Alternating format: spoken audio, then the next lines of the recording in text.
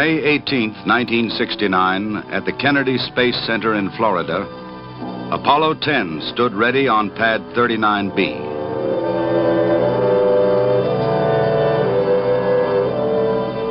It was the work of 400,000 people and would carry 3 of them to the moon, 2 of them within 9 miles of its surface, the closest man had ever been.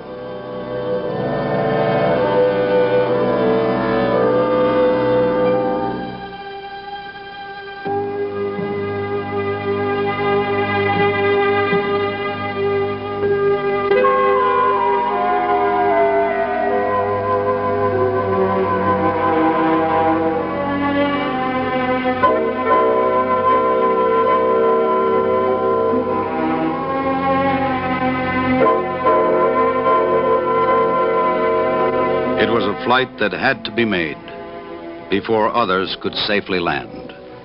By 10 a.m., Thomas Stafford, John Young, and Eugene Cernan were ready and received an affectionate send-off from an upstart beagle from a comic strip. Snoopy, a pilot himself and longtime mascot of the Apollo Quality Control Program, really deserved to go along. Anyway, he was there in spirit and in name, and throughout the complex and difficult mission, good humor prevailed. A mood which the world shared. A good thing to have when you're out there alone, 250,000 miles from home.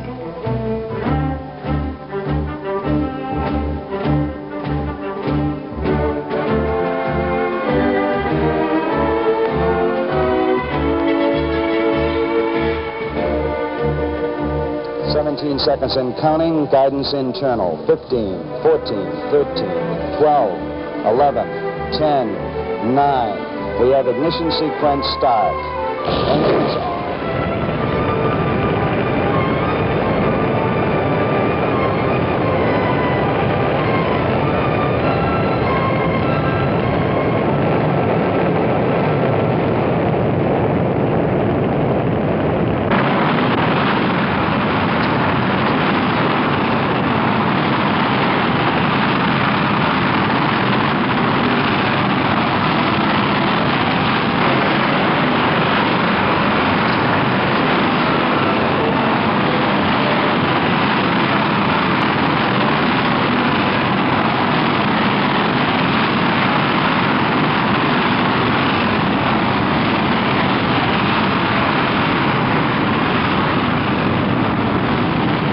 Spaceflight seems to express extremes of every sort.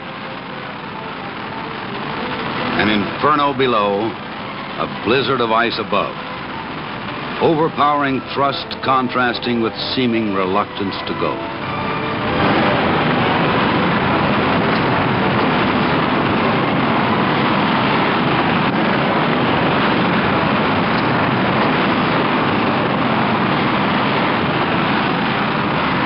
Seconds and 280 tons of fuel later, the rocket cleared the pad.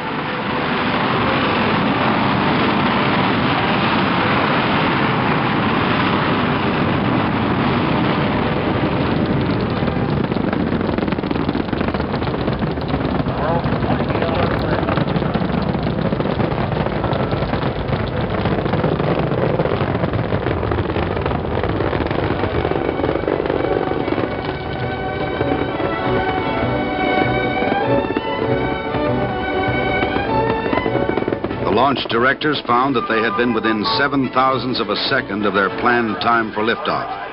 It was going well. 1 minute, right on time, right on target. 12 miles high. In Houston, the flight controllers breezed through Earth orbit and injection towards the moon with deceptive ease and calm.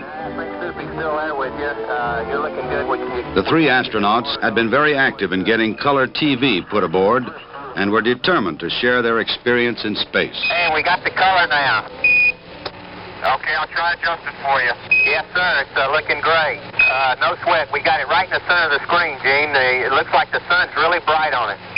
Tremendous. In the first transmission, they brought virtually the entire world into their cabin to witness their first critical maneuvers, separation and docking with the lunar module. Roger. Again, it's looking real stable to us. We show you closing finally.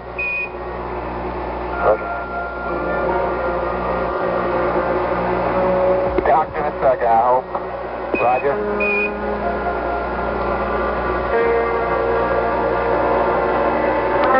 Snap, and we're there. Got 2 crates. Roger. You saw the docket, Charlie. Get any master alarm, everything looks snug. Apollo 10 had a rugged flight plan.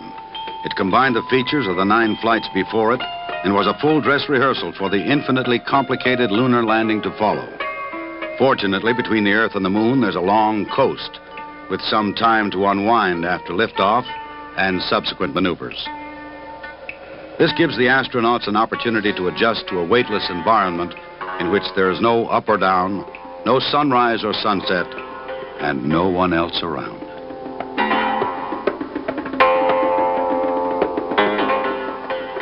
In the second color telecast, the 3 astronauts introduced their 2 stowaways, Snoopy and his pal Charlie Brown. Good grief, Charlie Brown. Now you're going to bring on that whizzer here. Okay, we got Snoopy now.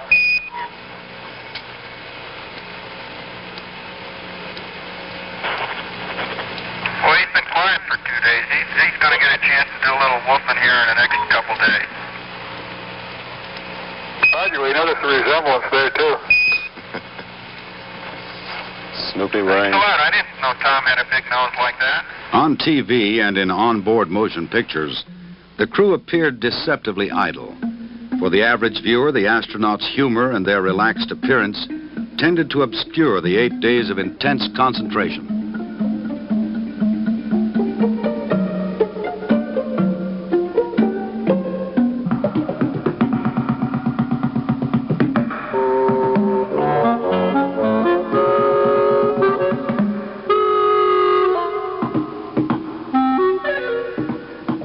On they sailed. By Tuesday morning, May 20th, they were 150,000 miles from home and would soon be feeling the pull of the moon's gravity. At that point, their speed would increase from a low of 2,500 miles per hour.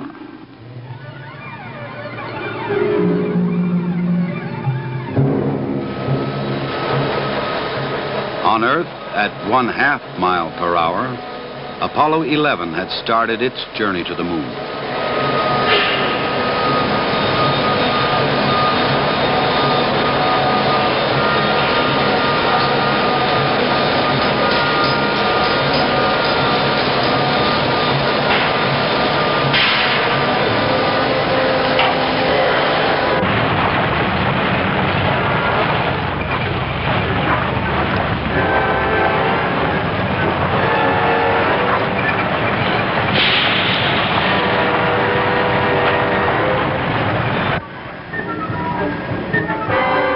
In test facilities and simulation chambers, the crew of Apollo 11 continued the exacting and intense training which had already filled their lives for so many months.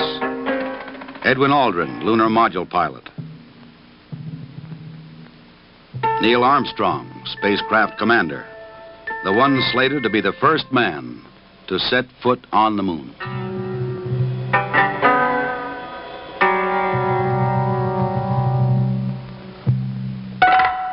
Michael Collins, command module pilot.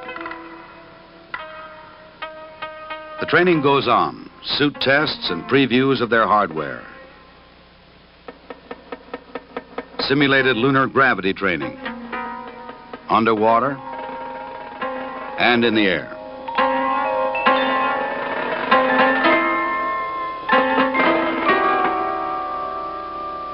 The role of lunar landing might have fallen to any of the astronaut crews. It might even have been the crew of Apollo 10.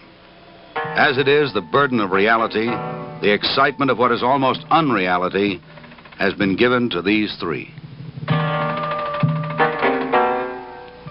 Meanwhile, the Apollo 10 trajectory was so accurate that 3 of the 4 mid-course corrections were skipped.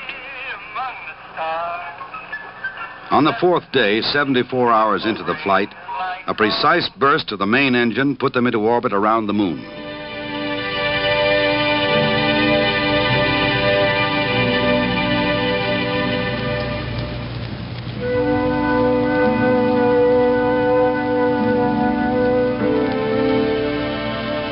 Then another burst, using only a few ounces of fuel, fired at just the right instant for a precise length of time, made their orbit nearly circular at 69 miles, and they prepared for descent in the lunar module.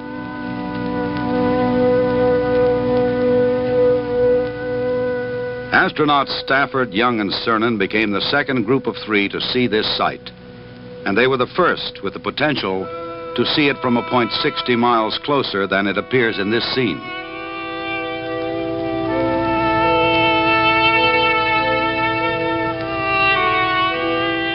It was a prime objective of Apollo 10 to duplicate the Apollo 11 flight plan in every way: the timing, spacecraft performance, the performance of men and equipment on Earth. The only minor difference would come now. This is their lunar track as it was displayed in the control room at Houston. And this is the view they had from the command module, looking past the thrusters of the lunar module.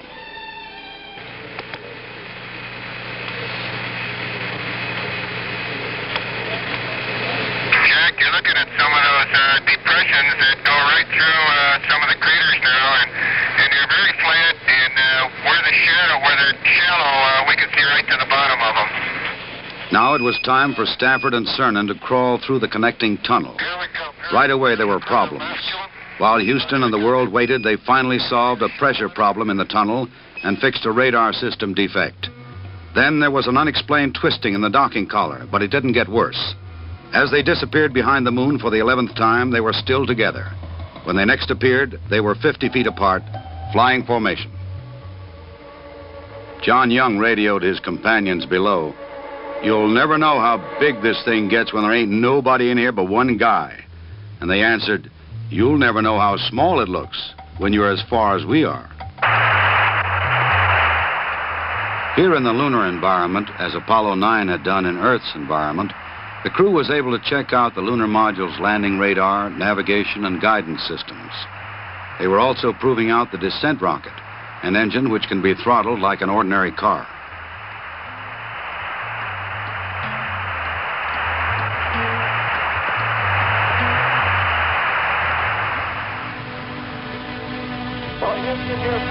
The reflection in the window comes from the astronaut's sleeves as he took the pictures.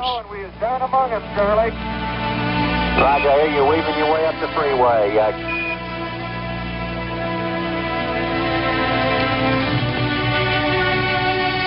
The waterless sea of tranquility was their target, and the descent orbit swept them in lower and lower for the first pass over landing site number 2.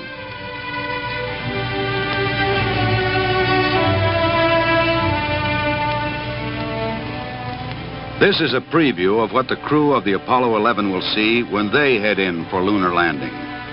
Apollo 10 made the same run at the same angle under the same lighting conditions.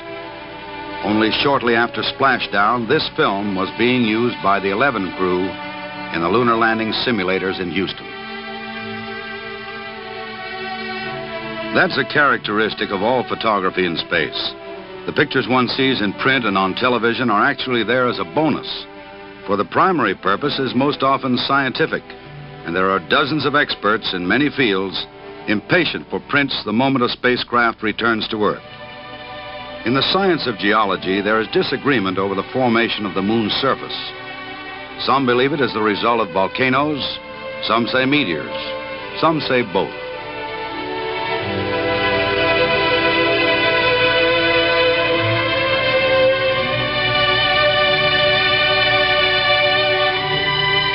In this scene, the altitude is 9 miles, not much more than that of a commercial jet.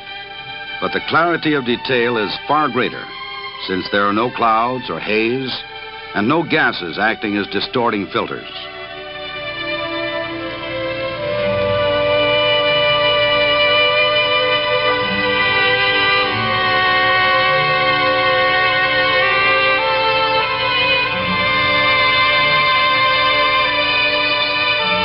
As the crew told Mission Control, it looks so close. All you have to do is to put your tail wheels down, and you're there. They were close, all right, within 50,000 feet. a level at which the command module could still have come down and rescued them if necessary. One more burn of the descent engine, and they would indeed have been right down among it. Sample is sample number 12. And, here on a mock lunar surface in a hangar at Houston, the Apollo 11 landing crew is practicing with equipment and drilling in procedures for that fast approaching day.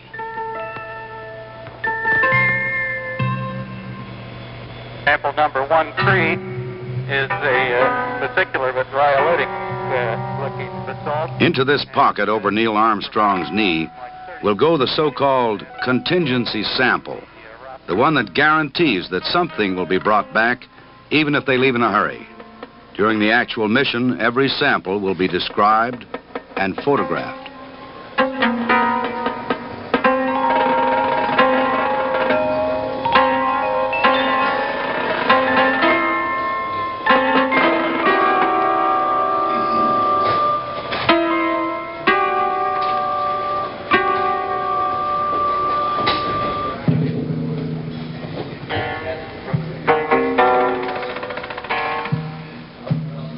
The crinkly material on the outside of the lunar module is for protection against extremes in temperature.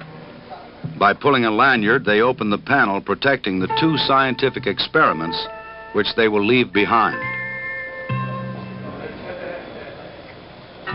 One is a battery of reflectors which will bounce back laser beams from Earth. The second is a moonquake detector. These panels will collect energy from the sun and keep the batteries charged.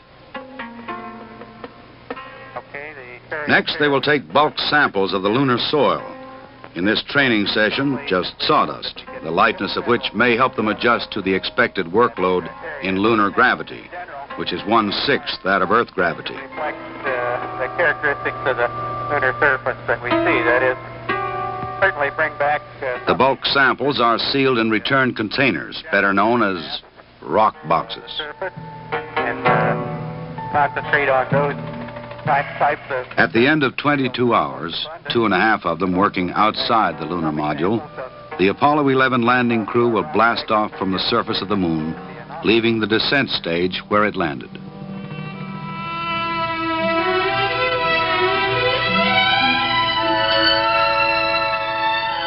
Apollo 10, however, now sweeping into the second pass over the prime landing site, slightly lower still, had only to separate from the descent stage and move up to rendezvous with the command ship. It did not start well. The backup guidance system apparently did not function properly. The spacecraft took a sudden and unexpected 180-degree turn. The astronauts took over manual control and stabilized the lunar module in 8 seconds.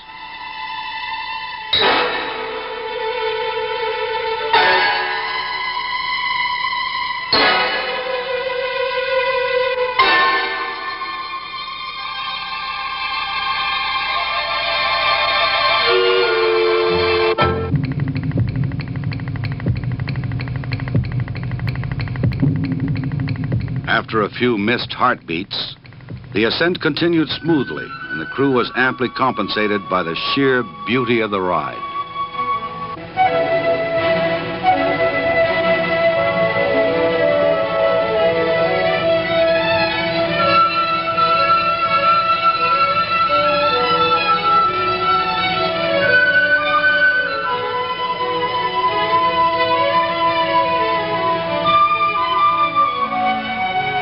During the maneuvers that followed, the crew proved out the LEMS rendezvous radar at its maximum range, 350 miles.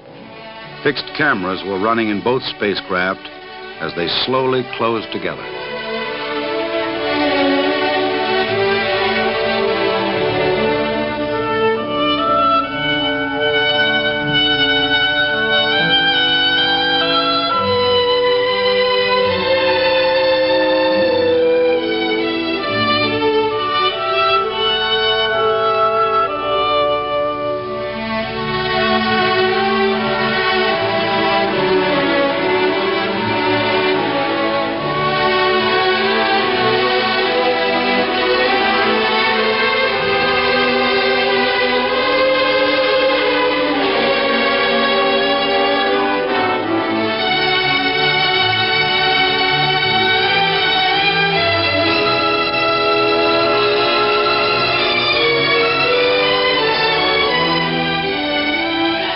docking, the ascent stage of the lunar module was released. Its work was finished. It glided off toward orbit around the sun.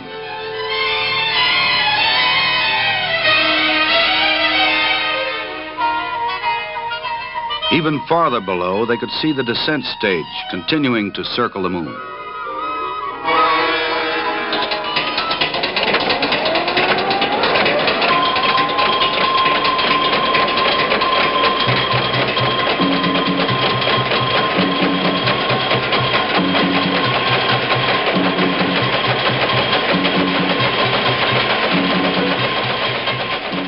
The big day was finished. A whole string of new firsts had been added to the books.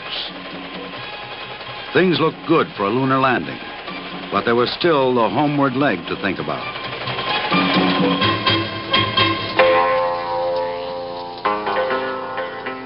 During the 2-day coast to Earth, there was time to reflect on some of the small achievements, along with the big ones. For example, life on board was enormously improved over other Apollo flights. The food was better. The schedule permitted them to take their meals and rest periods all at the same time. They used to be staggered, as had sleep periods. And most important to the crew, there were no instances of motion sickness or colds or intestinal disease. One reason for this might have been the special exercises planned before the flight. Head movements to avoid nausea, tumbling to help adjust to weightlessness.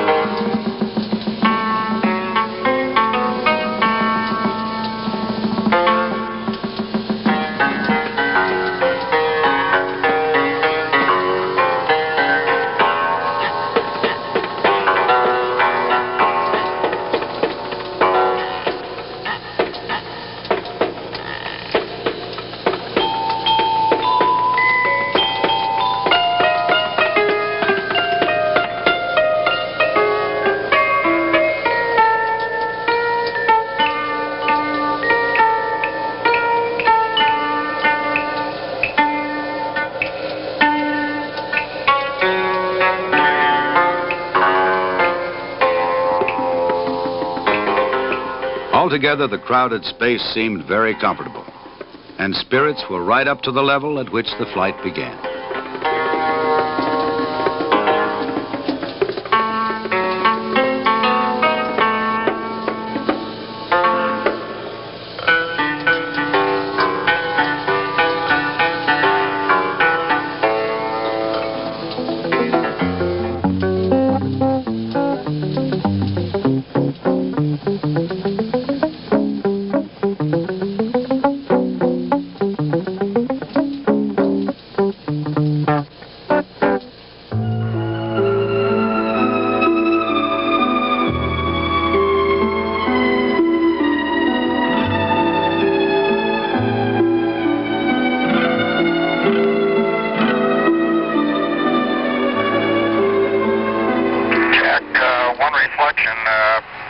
That we felt very strong about as we show you our last telecast here of the Earth is that we felt very strong about sharing with you some of the adventure, the excitement, the challenges, and the rewards of these 8 days. And through this endeavor, we hope that we've made you and millions of people of the world more of a part of the history that's being made in our day and age. And so from the 5 of us, Gene Cernan, John Young, Tom Stafford, Snoopy, and Charlie Brown, we'd just like to say goodbye. And we'll see you back on the water in the South Pacific. In fact, we should land about 300 miles east of Samoa in approximately 5 hours. So from the crew of Apollo 10, and goodbye.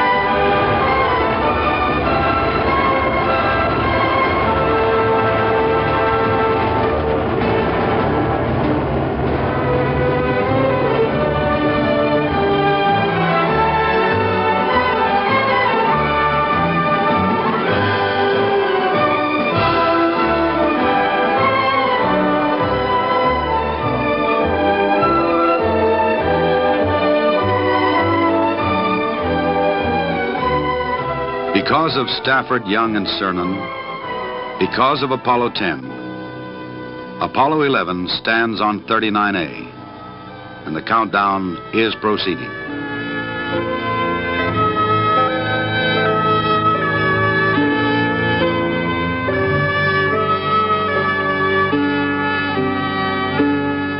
Now, a green light for a lunar landing.